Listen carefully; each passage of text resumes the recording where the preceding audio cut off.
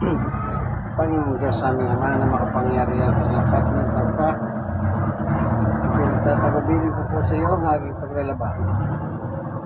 Sa pangalan ng aming Panginoon Yesus, sana huwag magkaroon ng abigya sa tubig kuryente at washing machine. O, nakababad na. Kanina pa yan. Malambot na yan. Dahil pinaligaw ko po yung aking mga aso. Yan. Power.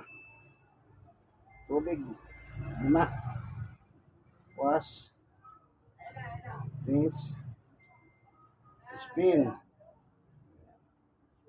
Yan sa 60 minutes. Start.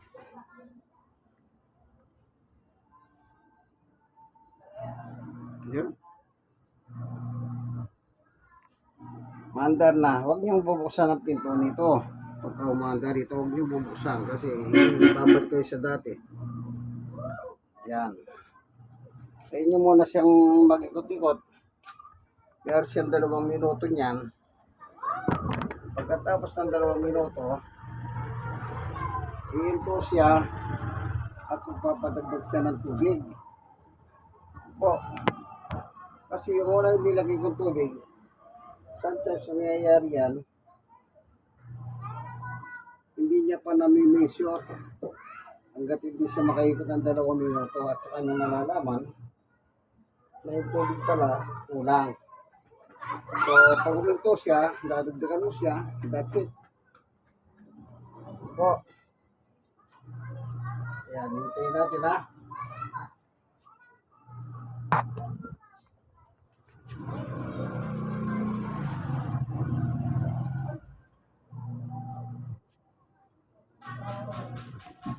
May 63.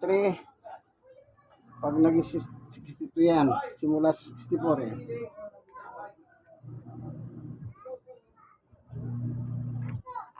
Mga ano yan, initiman na walang kumukupas. Ang nakasalang.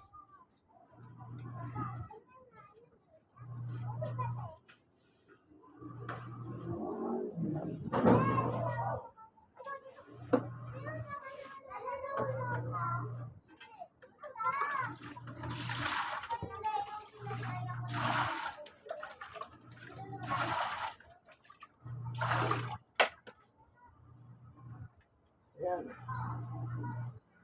Nasa 62 na. Ito na yung maya-maya. Ayan, ito na. So, dadagdagan lang natin siya. Yun.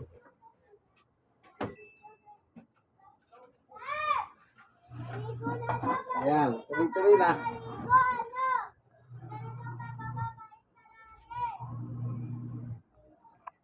Ayan. Kanya lang po ang technique niyan. matagal na ako nagwawasi kaya napag-practice ko na. Sige po. God bless us all. Senior citizen ako, stroke nurse at PWD. Sa turong at awa ng ating Panginoong Yesus, kayang-kaya kaibigan. Amen. God is good all the time.